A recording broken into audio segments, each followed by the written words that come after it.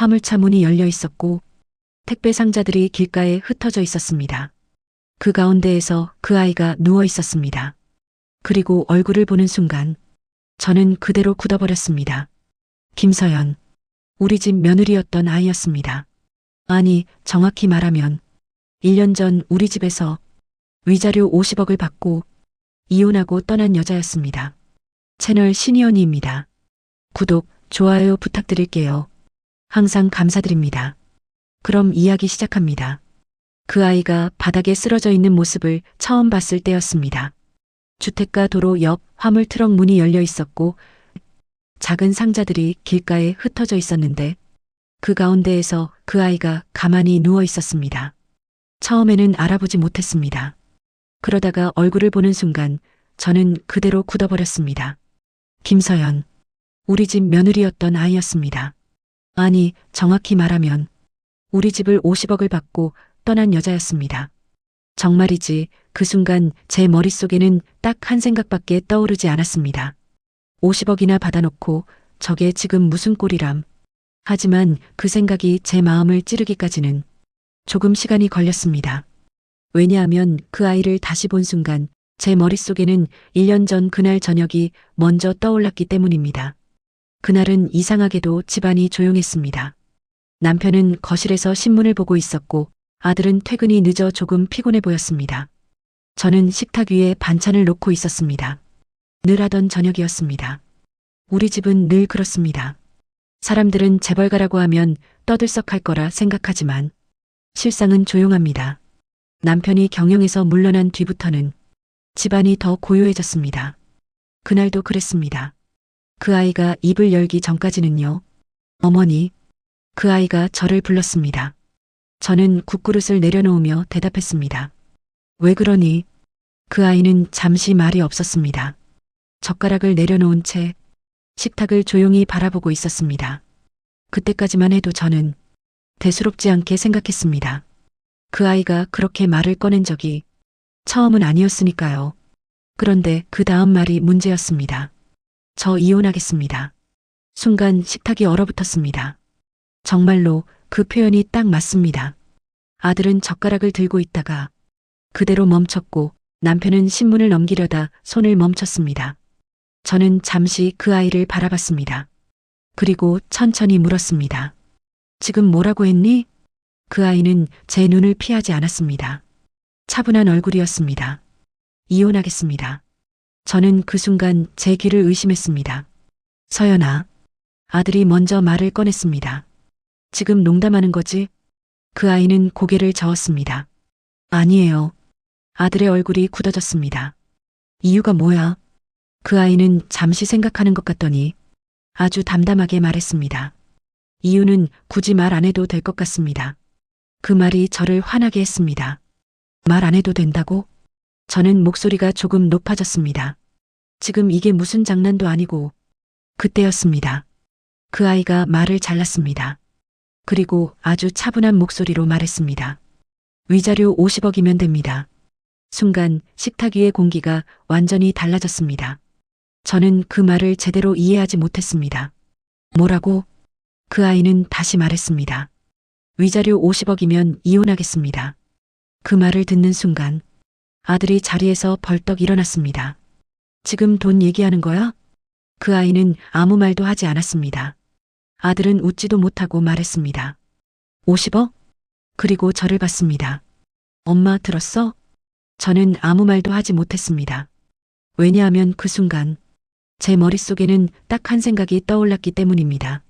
아, 이 아이가 결국. 아들은 계속 말했습니다. 서연아. 목소리가 낮아졌습니다. 지금 장난하는 거 아니지? 그 아이는 고개를 저었습니다. 장난 아닙니다. 아들의 얼굴이 붉어졌습니다. 왜? 잠시 침묵이 흘렀습니다. 그리고 그 아이가 말했습니다. 이 집 돈 많잖아요. 온 집안이 조용해졌습니다. 하지만 식탁 위에서 그 말은 천둥처럼 들렸습니다. 아들은 아무 말도 하지 못했습니다. 남편도 신문을 내려놓았습니다. 저는 그 아이를 바라봤습니다. 정말로 그 아이가 전혀 다른 사람처럼 보였습니다. 8년 동안 우리 집 며느리였던 아이가 맞나 싶을 정도였습니다. 저는 물었습니다. 서연아. 그 아이는 제 눈을 바라봤습니다. 지금 그 말 진심이니? 잠깐의 침묵. 그리고 그 아이가 대답했습니다. 네. 그날 이후였습니다.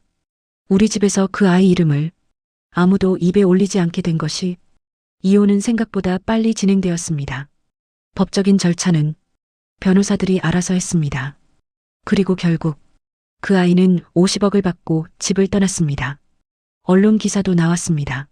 재벌가 며느리 이혼 후 50억 위자료. 그 기사를 처음 봤을 때 저는 웃었습니다. 정확한 표현은 아닙니다. 웃었다기보다 허탈한 숨이 나왔습니다. 남편은 아무 말도 하지 않았습니다. 아들은 그 기사 이후 한동안 집에 들어오지 않았습니다. 그리고 저는 마음속으로 한 가지 결론을 내렸습니다. 결국 돈이었구나. 사람을 잘못 봤다고 생각했습니다. 정말이지 그 아이가 그렇게까지 할 줄은 몰랐습니다. 그런데 말입니다.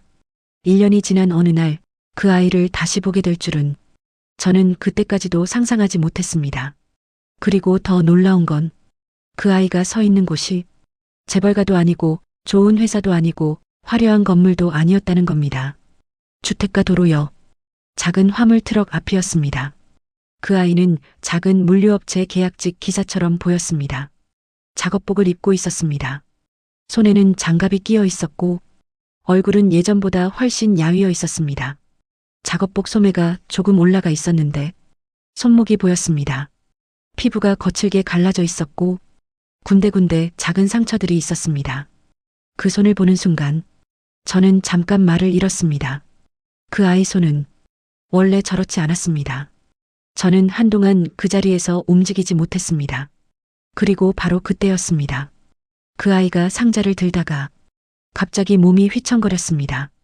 그리고 그대로 도로 위에 주저앉듯 쓰러졌습니다. 순간 주변 사람들이 놀랐습니다. 괜찮으세요? 저도 모르게 그 아이 쪽으로 걸어갔습니다. 그 아이 얼굴이 보였습니다. 눈을 감고 있었습니다. 숨은 쉬고 있었지만 얼굴이 창백했습니다. 그때 제 머릿속에 1년 전 그 말이 다시 떠올랐습니다. 위자료 50억이면 됩니다. 정말이지. 그 말이 이렇게 오래 제 귀에 남을 줄은 몰랐습니다. 그리고 그 순간 누군가가 소리쳤습니다. 119 불러요. 구급차 사이렌 소리가 멀리서 들려오기 시작했습니다. 그 아이는 도로 위에 그대로 누워 있었습니다. 눈은 감겨 있었고 숨은 쉬고 있었지만 얼굴이 이상할 만큼 창백했습니다. 저는 한 발짝 뒤에 서 있었습니다. 사람들이 그 아이 주변으로 모여들었습니다. 괜찮으세요? 어지러워서 쓰러진 것 같은데. 누군가가 며느리의 어깨를 살짝 흔들었습니다. 그 순간 저는 이상한 기분이 들었습니다. 정말로 이상했습니다. 왜냐하면 저는 이 아이를 도와야 할지 그냥 돌아가야 할지 도무지 판단이 서지 않았기 때문입니다. 이 아이는 이미 우리 집 사람이 아니었습니다. 아니, 이 아이가 먼저 그렇게 만들었습니다. 위자료 50억이면 됩니다. 그 말 하나로 우리 가족을 완전히 떠났던 사람이었습니다. 그런데도 저는 그 자리를 떠나지 못했습니다. 왜 그랬는지 지금도 정확히 설명하기는 어렵습니다. 아마도 8년이라는 시간이 너무 길어서였을지도 모릅니다. 구급차가 도착했습니다. 구급대원 2명이 빠르게 내려왔습니다. 환자 상태 어때요?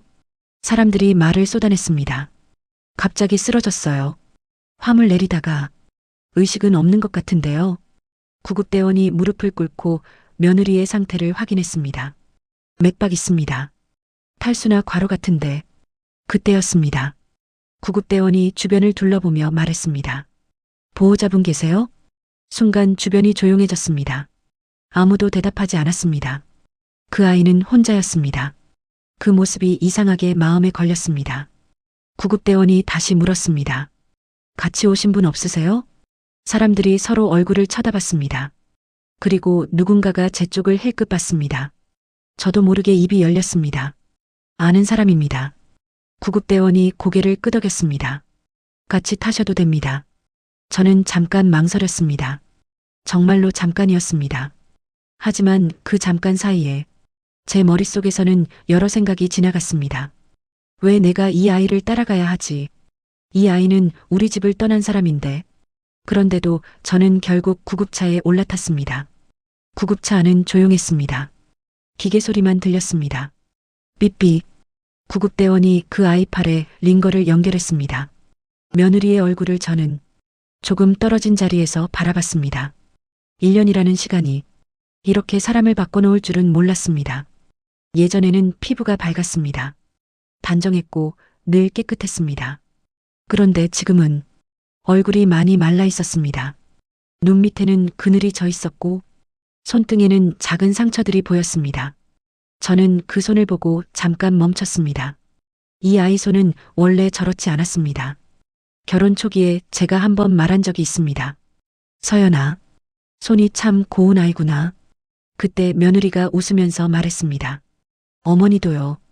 그 기억이 갑자기 떠올랐습니다. 저는 고개를 돌렸습니다. 그런 생각을 하고 싶지 않았습니다. 왜냐하면 이 아이는 이미 우리 집을 떠난 사람이었으니까요. 그리고 무엇보다 이 아이가 떠난 방식이 너무나도 차가웠기 때문입니다. 이혼이 결정된 날도 생각보다 담담했습니다. 변호사 사무실이었습니다. 아들과 며느리가 마주 앉아 있었습니다. 저와 남편은 조금 떨어진 자리에서 지켜보고 있었습니다. 변호사가 서류를 넘기며 말했습니다. 합의 조건 확인하겠습니다. 며느리는 고개를 끄덕였습니다. 위자료 50억. 변호사가 말했습니다. 이 조건으로 합의 이혼 진행됩니다. 아들은 한참 동안 아무 말도 하지 않았습니다. 그리고 결국 물었습니다. 서연아, 그 아이가 고개를 들었습니다. 정말 이게 내가 원하는 거야? 며느리는 잠시 생각하는 것 같았습니다. 그리고 말했습니다. 네. 아들은 더 이상 아무 말도 하지 않았습니다. 서류에 서명했습니다. 펜이 종이 위를 지나가는 소리가 유난히 크게 들렸습니다. 그 순간 저는 확신했습니다. 아, 이 아이는 정말로 우리 집을 떠나는구나. 구급차가 병원 앞에 멈췄습니다. 문이 열렸습니다. 구급대원들이 며느리를 들것에 옮겼습니다. 응급실로 갑니다. 저는 뒤에서 따라 걸었습니다. 응급실 문이 자동으로 열렸습니다. 차가운 공기가 느껴졌습니다. 간호사가 물었습니다. 보호자세요? 그 질문에 저는 잠시 멈췄습니다. 보호자. 그 단어가 이상하게 낯설게 들렸습니다. 저는 천천히 고개를 저었습니다. 아닙니다. 그리고 덧붙였습니다. 아는 사람입니다. 간호사가 고개를 끄덕였습니다. 대기하시면 됩니다. 그 아이는 커튼 안쪽으로 옮겨졌습니다. 저는 응급실 의자에 앉았습니다. 주변에는 여러 사람들이 있었습니다. 누군가는 울고 있었고 누군가는 전화를 하고 있었습니다. 저는 그냥 앉아 있었습니다. 그리고 처음으로 그 생각이 들었습니다. 왜 저 아이는 저런 일을 하고 있었을까? 50억을 받은 사람이 화물 배송 일을 할 이유가 있을까? 아무리 생각해도 이해가 되지 않았습니다. 그때였습니다. 커튼 안쪽에서 간호사가 나오는데 옆에 올려둔 그 아이 가방이 보였습니다. 가방 지퍼가 열려 있었고 안에서 종이들이 조금 보였습니다. 가방 건드릴 것 같은데. 그리고 그 순간이었습니다. 간호사가 팔로 건드린 가방이 바닥으로 떨어지며 미끄러졌습니다. 툭! 지퍼가 완전히 열렸습니다. 그리고 안에 있던 서류들이 바닥으로 쏟아졌습니다. 저는 그 서류들을 무심코 내려다봤습니다. 그때는 아직 몰랐습니다. 그 종이 몇 장이 제가 지난 1년 동안 믿고 있던 모든 생각을 완전히 무너뜨리게 될 거라는 걸. 바닥에 흩어진 종이들이 눈에 들어왔습니다.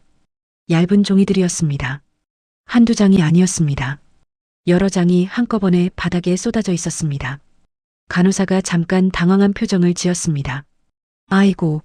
간호사가 몸을 숙이려 했습니다. 그런데 저는 이미 먼저 몸을 굽히고 있었습니다. 정말로 무심코였습니다. 아무 생각도 없이 그저 바닥에 떨어진 종이를 하나 집어들었을 뿐이었습니다. 그런데 그 순간 눈에 들어온 글자가 있었습니다. 채무 변제 합의서. 저는 잠깐 멈췄습니다. 채무? 왜 이런 서류가 이 아이 가방 안에 들어있는 걸까요? 간호사가 옆에서 말했습니다. 죄송합니다. 응급처치하면서 가방을 옆에 뒀다가 저는 아무 말도 하지 않았습니다. 그저 손에 들고 있던 종이를 한 번 더 내려다봤습니다. 종이 아래쪽에는 금액이 적혀 있는 것 같았습니다. 하지만 제대로 읽지는 않았습니다. 글자가 너무 작았고 종이가 조금 구겨져 있었습니다. 저는 그냥 그 종이를 다른 서류 위에 올려놓았습니다. 그리고 또 한 장을 집어들었습니다. 이번에는 다른 제목이 보였습니다. 개인 보증해지 합의. 저는 그 문장을 천천히 읽었습니다. 보증? 그 단어가 이상하게 마음에 걸렸습니다. 사업하는 집안에서 보증이라는 말은 가볍지 않습니다. 특히 회사가 흔들릴 때는 더 그렇습니다. 저는 서류를 한 장 더 집어들었습니다. 이번에는 회사 이름이 보였습니다. 서린테크. 그 이름을 보는 순간 손이 잠깐 멈췄습니다. 왜냐하면 그 회사는 며느리 친정 회사였기 때문입니다. 저는 잠깐 생각했습니다. 친정 회사 서류가 왜 이 아이 가방 안에 있는 걸까요? 그리고 무엇보다 왜 이렇게 채무 관련 서류가 많은 걸까요? 간호사가 다시 말했습니다. 제가 정리하겠습니다. 저는 그제야 고개를 끄덕였습니다. 네. 간호사가 서류들을 모아 가방 안에 넣기 시작했습니다. 저도 같이 도왔습니다. 종이를 한 장씩 가방 안으로 넣었습니다. 그때였습니다. 서류 사이에서 작은 갈색 봉투 하나가 보였습니다. 두꺼워 보였습니다. 저는 잠깐 그 봉투를 바라봤습니다. 봉투 겉면에는 작은 글씨로 문장이 적혀 있었습니다. 채권자 협의 서류. 저는 그 글자를 읽고도 아무 말도 하지 않았습니다. 그저 잠깐 바라보다가 다른 서류들과 함께 가방 안에 넣었습니다. 지퍼를 닫으려던 순간 문득 이상한 생각이 들었습니다. 왜냐하면 50억을 받고 떠난 사람이 이렇게 많은 채무 서류를 들고 다닌다는 것이 도무지 이해가 되지 않았기 때문입니다. 정말로 이상했습니다. 간호사가 지퍼를 닫았습니다. 감사합니다. 저는 고개를 끄덕였습니다. 그리고 다시 의자에 앉았습니다. 응급실은 여전히 분주했습니다. 어디선가 울음소리가 들렸고 누군가는 전화를 하고 있었습니다. 저는 그저 조용히 앉아 있었습니다. 그리고 처음으로 그 생각이 들었습니다. 왜 저 아이는 저런 일을 하고 있었을까? 50억을 받은 사람이 화물 배송 일을 할 이유가 있을까요? 아무리 생각해도 이해가 되지 않았습니다. 그때였습니다. 커튼 안쪽에서 작은 기침 소리가 들렸습니다. 그 아이가 깨어나고 있는 것 같았습니다. 커튼 안쪽에서 기침 소리가 다시 들렸습니다. 작고 마른 기침이었습니다. 저는 그 소리를 듣고도 바로 움직이지 못했습니다.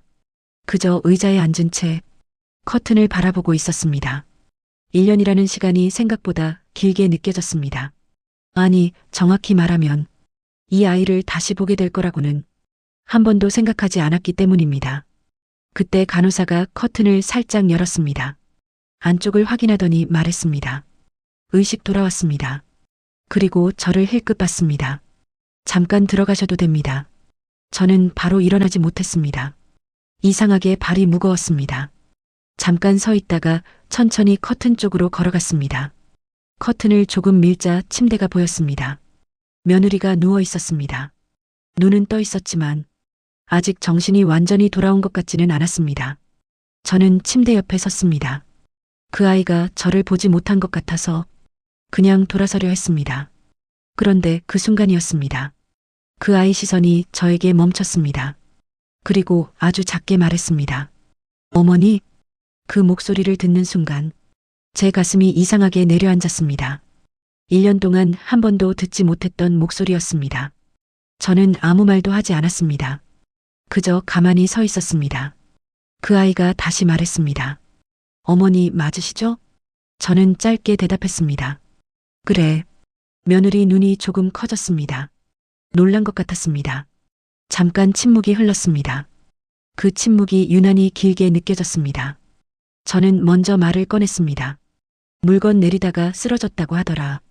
그 아이는 잠시 눈을 감았습니다. 그리고 천천히 말했습니다. 그랬군요.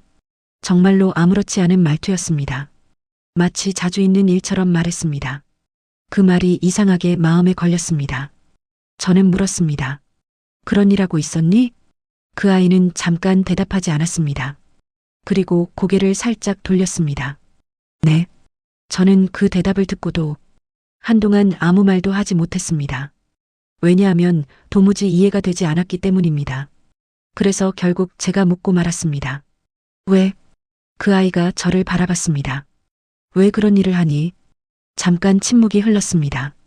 그 아이는 잠시 천장을 바라봤습니다. 그리고 아주 담담하게 말했습니다. 이래야 하니까요. 그 말이 너무 간단해서 오히려 이상했습니다. 저는 조금 더 강하게 말했습니다. 50억 받았잖니? 그 말이 나오자 그 아이 얼굴이 잠깐 굳었습니다. 정말 잠깐이었습니다. 하지만 저는 그 표정을 분명히 봤습니다. 며느리는 시선을 피했습니다. 그리고 말했습니다. 그 돈은 없습니다. 순간 저는 그 말을 이해하지 못했습니다. 없어? 며느리는 고개를 끄덕였습니다. 네. 저는 웃음이 나올 뻔했습니다. 정말이지 너무 황당해서였습니다. 1년 만에 50억을 다 썼다는 거니? 며느리는 대답하지 않았습니다. 대신 잠깐 눈을 감았습니다. 그 모습이 묘하게 지쳐 보였습니다. 저는 다시 말했습니다. 그 돈 어디 갔니? 며느리는 한참 동안 아무 말도 하지 않았습니다. 응급실 기계 소리만 조용히 들렸습니다. 삐삐. 그리고 잠시 후 며느리가 말했습니다. 썼습니다. 어디에? 그 아이는 대답하지 않았습니다. 그 침묵이 저를 조금 화나게 했습니다. 서연아. 제가 이름을 부르자 그 아이 눈이 다시 저를 향했습니다. 왜 말 못하니? 그 아이는 한참 저를 바라봤습니다. 그 눈빛이 예전과 조금 달라 보였습니다. 그리고 며느리가 말했습니다. 어머니. 잠깐 멈췄습니다. 그리고 이어서 말했습니다. 제가 돈을 가져간 건 맞습니다. 그 말이 조금 차갑게 들렸습니다. 하지만 다음 말은 조금 달랐습니다. 그래도 그 아이가 21번 고르고 말했습니다. 그 돈 때문에 그 집이 피해보는 일은 없습니다. 순간 저는 그 말을 이해하지 못했습니다. 뭐? 며느리는 더 말하지 않았습니다. 대신 시선을 돌렸습니다. 저는 그 말을 머릿속에서 여러 번 반복했습니다. 그 돈 때문에 그 집이 피해보는 일은 없다. 그게 무슨 뜻인지 저는 잠깐 생각했습니다. 그리고 문득 응급실 바닥에서 봤던 서류들이 떠올랐습니다. 채무, 채권자, 파산. 갑자기 머릿속에 떠올랐습니다. 저는 며느리를 바라봤습니다. 서연아. 그 아이가 고개를 들었습니다. 너 혹시 말을 하려는 순간이었습니다. 툭. 침대 옆 의자에 놓여있던 그 아이 가방에서 봉투 하나가 바닥으로 떨어졌습니다. 저는 무심코 그 봉투를 집었습니다. 그리고 그 순간 봉투 바깥에 적혀있는 글자가 있었습니다. 채무 변제 합의서. 저는 잠깐 멈췄습니다. 침대 위에서 며느리가 저를 조용히 바라보고 있었습니다. 어머니. 그 아이가 조심스럽게 말을 꺼냈습니다. 그거 그냥 두세요. 저는 봉투를 다시 내려다봤습니다. 왜? 그 아이는 잠깐 말이 없었습니다. 그리고 시선을 피했습니다. 그 반응이 오히려 저를 더 궁금하게 만들었습니다. 저는 천천히 봉투를 열었습니다. 종이들이 몇 장 들어 있었습니다. 가장 위에 있는 서류를 꺼냈습니다. 그리고 그 순간 눈에 들어온 글자가 있었습니다. 채무 변제 합의서. 저는 잠깐 멈췄습니다. 채무? 왜 이런 서류가 이 아이 가방 안에 들어있는 걸까요? 저는 종이를 조금 더 가까이 가져갔습니다. 그리고 그 아래에 적혀있는 금액을 봤습니다. 8억 5천만 원. 순간 손이 멈췄습니다. 8억 5천. 저는 다시 숫자를 확인했습니다. 틀림없었습니다. 8억 5천만 원. 저는 다음 종이를 꺼냈습니다. 이번에는 다른 서류였습니다. 개인 보증해지 합의. 그 아래에는 또 숫자가 적혀 있었습니다. 12억 원. 저는 잠깐 숨을 멈췄습니다. 그리고 다음 종이를 넘겼습니다. 또 다른 서류였습니다. 채권 정리 합의서. 금액 6억 7천만 원. 숫자들이 계속 이어졌습니다. 저는 천천히 종이를 넘겼습니다. 5억, 3억 2천, 4억 5천. 정말로 이상했습니다. 왜냐하면 이 서류들이 전부 같은 내용이었기 때문입니다. 채무정리, 채권합의, 보증해지. 저는 잠깐 손을 멈췄습니다. 그리고 고개를 들었습니다. 그 아이는 침대에 누운 채 마치 이 장면을 이미 알고 있었던 것처럼 조용히 천장을 바라보고 있었습니다. 저는 다시 서류를 내려다봤습니다. 맨 아래에 있던 두꺼운 문서를 꺼냈습니다. 그 아래에는 문장이 적혀 있었습니다. 파산 정리 관련 채무 협의. 저는 그 문장을 천천히 읽었습니다. 그리고 그 아래 작은 글씨를 봤습니다. 채권자 협의에 따라 채무 일부 정리. 저는 종이를 넘겼습니다. 그리고 다음 페이지에서 숫자를 봤습니다. 총 채무 정리 금액. 그 아래에 적혀 있던 숫자 48억 9천만 원. 순간 숨이 멈춘 것 같았습니다. 저는 숫자를 다시 확인했습니다. 48억 9천. 그 숫자를 보는 순간 머릿속에 어떤 기억이 떠올랐습니다. 1년 전 그날 식탁 위에서 그 아이가 했던 말. 위자료 50억이면 됩니다. 그 말이 갑자기 다시 귀에 들리는 것 같았습니다. 정말로 이상한 기분이었습니다. 왜냐하면 지금 제 손에 들려있는 서류의 숫자와 그 아이가 말했던 숫자가 거의 같았기 때문입니다. 저는 고개를 들었습니다. 그 아이를 바라봤습니다. 서연아. 며느리가 천천히 시선을 돌렸습니다. 그래서 우리 집 돈 받아서 친정 빚 갚았다는 거니? 네. 그래서 50억을 요구한 거고? 네. 저는 순간 화가 났습니다. 그래서 우리 집을 이용한 거냐? 며느리는 잠깐 대답하지 않았습니다. 그저 저를 조용히 바라보고 있었습니다. 그리고 잠시 후 말했습니다. 그냥 서류예요. 그 말이 너무 담담했습니다. 저는 조금 목소리가 올라갔습니다. 48억이 넘는 채무정리 서류가 그냥 서류라는 거니? 며느리는 아무 말도 하지 않았습니다. 그 침묵이 저를 더 답답하게 만들었습니다. 저는 다시 서류를 넘겼습니다. 그리고 그때였습니다. 서류 사이에서 다른 문서 하나가 눈에 들어왔습니다. 작은 계약서 같은 종이였습니다. 저는 그 종이를 꺼냈습니다. 그리고 그 문장을 읽었습니다. 채권자 협의 조건. 그 아래에 문장이 적혀 있었습니다. 저는 그 문장을 읽다가 손이 멈췄습니다. 사돈 기업과의 관계 단절 조건. 순간 심장이 한번 크게 뛰었습니다. 사돈 기업. 그 말은 우리 집 회사를 의미하는 것 같았습니다. 저는 문장을 다시 읽었습니다. 그 아래에는 더 작은 글씨로 문장이 이어져 있었습니다. 재벌과 사돈 관계 유지 시 채권 회수 방식 재검토. 그 문장을 읽는 순간 머릿속이 조금 어지러워졌습니다. 왜냐하면 그 문장이 의미하는 것이 너무 분명했기 때문입니다. 만약 이 아이가 우리 집 며느리로 남아 있었다면 채권자들이 우리 회사를 이용하려 했을 가능성이 있다는 뜻이었습니다. 저는 천천히 고개를 들었습니다. 며느리가 여전히 저를 바라보고 있었습니다. 그리고 그 순간 병실에서 조금 전 들었던 말이 떠올랐습니다. 그 돈 때문에 그 집이 피해보는 일은 없습니다. 저는 며느리를 한참 바라봤습니다. 눈빛이 조금 다르게 보였습니다. 저는 조용히 물었습니다. 서연아. 며느리가 대답했습니다. 네. 저는 서류를 들어보였습니다. 이거. 그리고 잠시 멈췄습니다. 정말로 묻고 싶었던 말이 목까지 올라왔기 때문입니다. 혹시. 잠깐 숨을 고르고 말했습니다. 혹시 이거 내가 다 갚은 거니? 며느리는 아무 말도 하지 않았습니다. 그저 조용히 눈을 감았습니다. 그리고 저는 그 순간 이상한 예감이 들기 시작했습니다.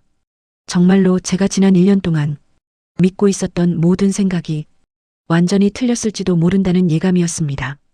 이 아이가 조금 뒤에 하게 될 말이 제가 평생 잊지 못할 한 문장이 될 거라는 걸 저는 아직 몰랐습니다.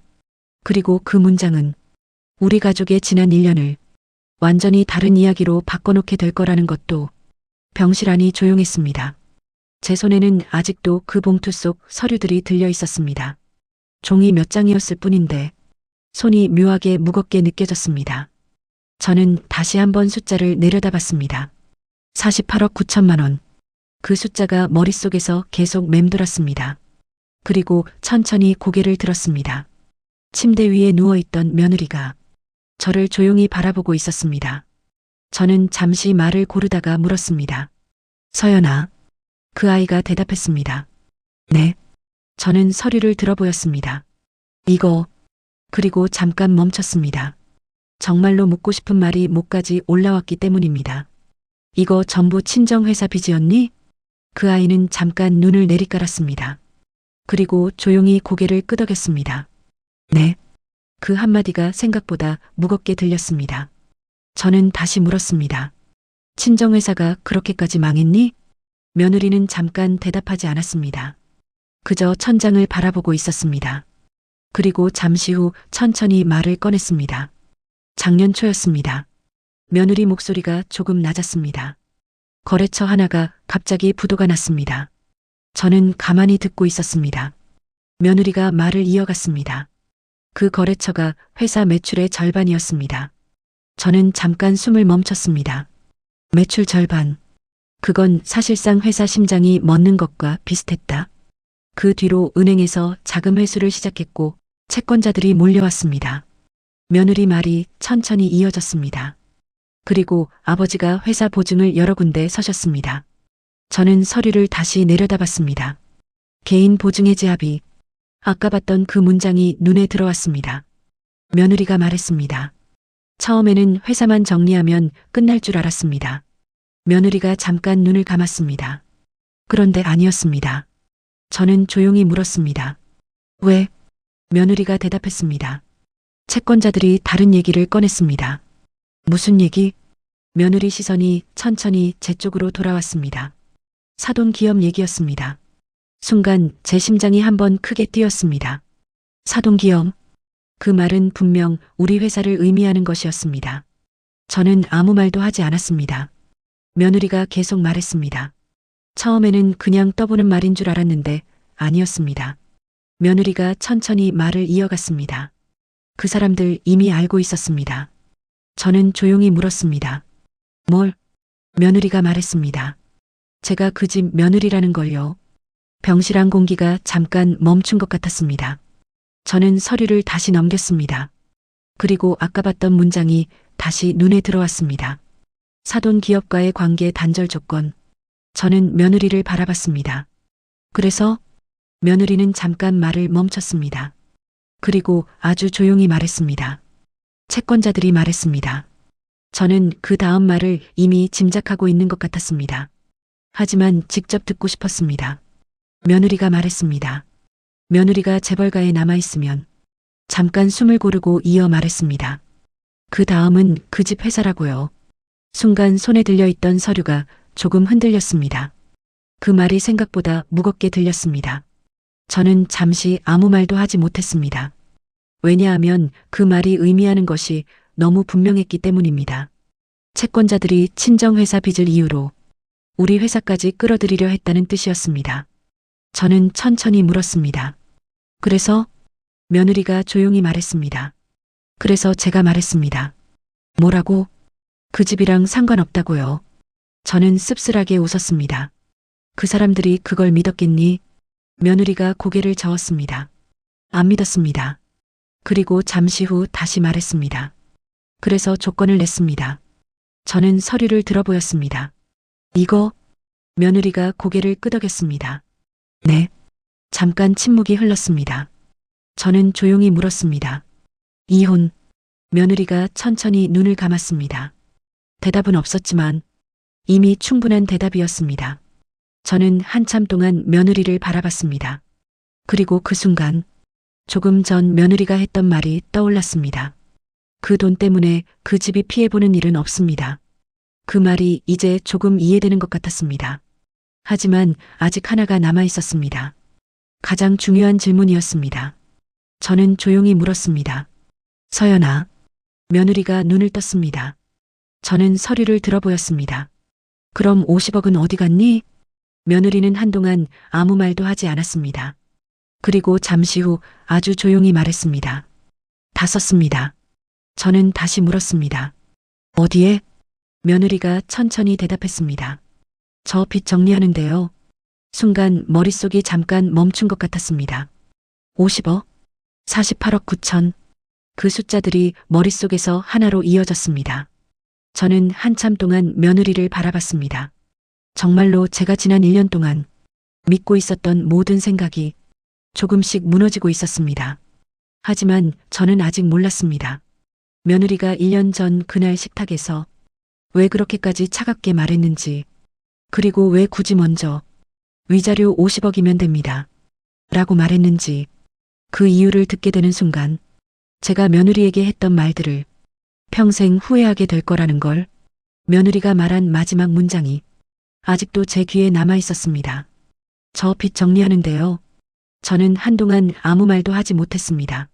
손에 들고 있던 서류를 천천히 내려다봤습니다. 48억 9천만 원. 그 숫자가 이제 조금씩 다른 의미로 보이기 시작했습니다. 저는 천천히 고개를 들었습니다. 서연아. 며느리가 저를 바라봤습니다. 저는 조용히 물었습니다. 그럼 잠깐 숨을 고르고 다시 말했습니다. 그날 며느리 눈동자가 조금 흔들렸습니다. 이혼하던 날 말이다. 며느리는 아무 말도 하지 않았습니다. 저는 그날을 떠올렸습니다. 식탁 위, 남편과 아들, 그리고 며느리. 차가운 얼굴로 며느리가 말했었습니다. 위자료 50억이면 됩니다.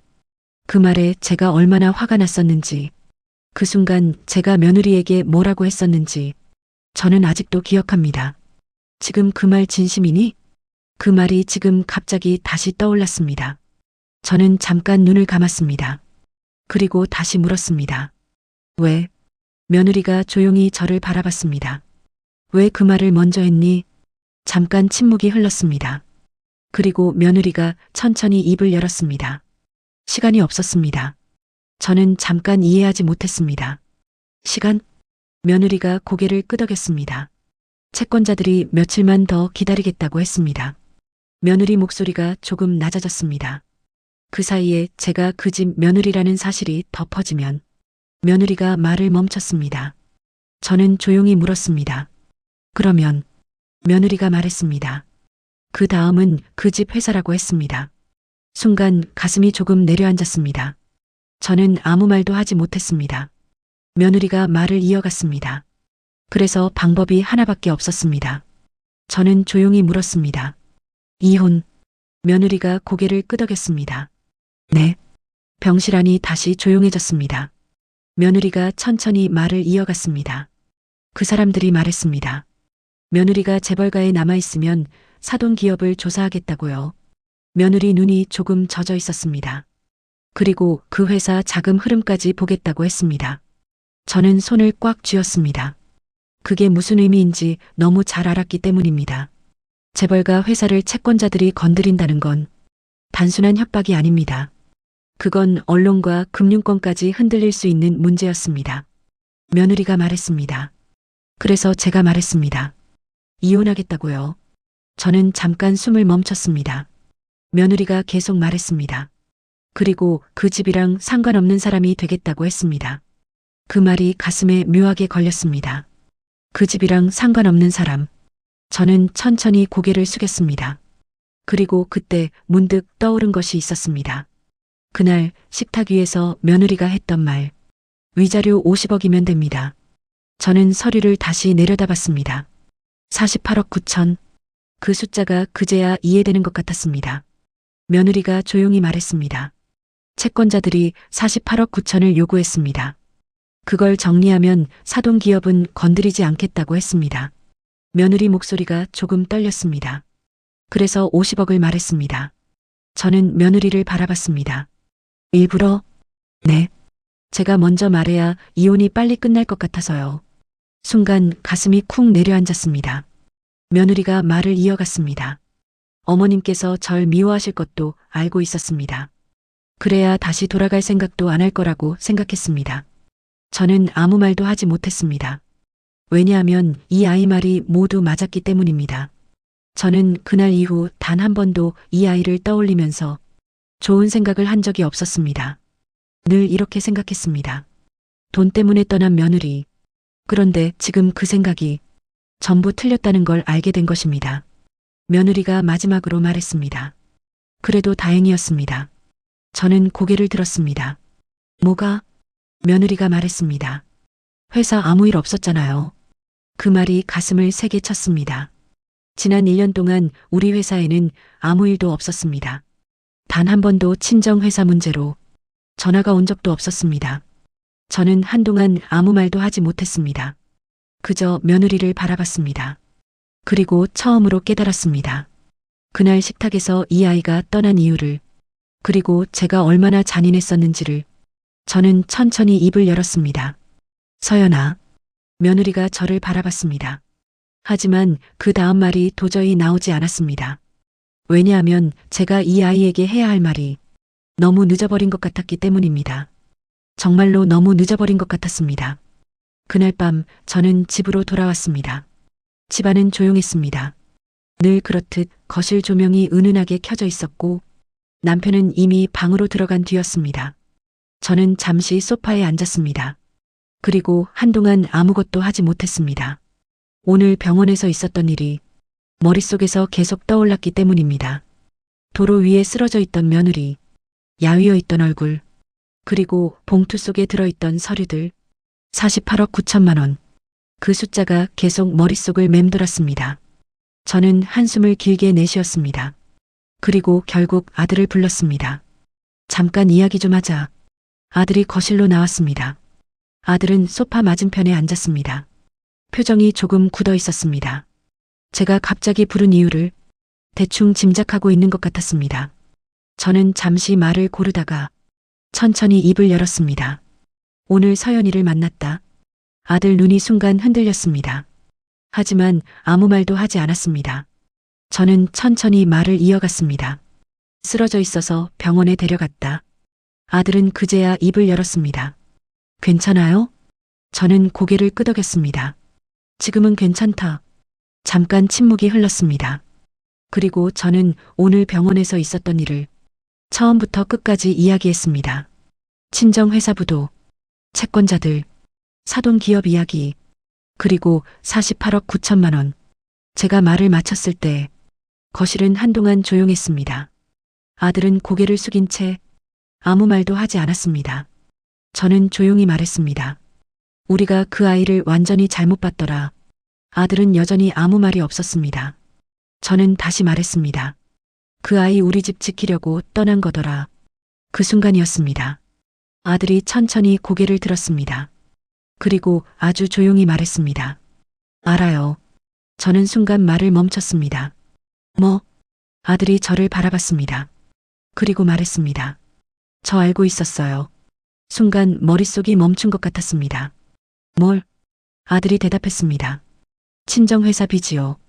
제 손이 조금 떨렸습니다. 알고 있었다고? 아들은 고개를 끄덕였습니다. 이혼하기 전에 서연이가 말했어요. 저는 아무 말도 할 수 없었습니다. 아들은 조용히 말을 이어갔습니다. 그래서 제가 말했어요. 잠깐 숨을 고르고 말했습니다. 이혼하지 말자고요. 저는 그 말을 듣는 순간 심장이 내려앉는 것 같았습니다. 아들이 천천히 말을 이어갔습니다. 빚이 50억이면 같이 갚자고 했어요. 부모님께 말씀드리면 방법이 있을 거라고. 그러니까 떠나지 말라고 했습니다. 거실이 조용해졌습니다. 아들은 잠깐 말을 멈췄습니다. 그리고 아주 낮은 목소리로 말했습니다. 그런데 서연이가 그러더군요. 저는 아무 말도 하지 못했습니다. 아들이 말했습니다. 그러면 우리 집이 무너진다고요. 순간 가슴이 세게 내려앉았습니다. 아들은 고개를 숙인 채 말했습니다.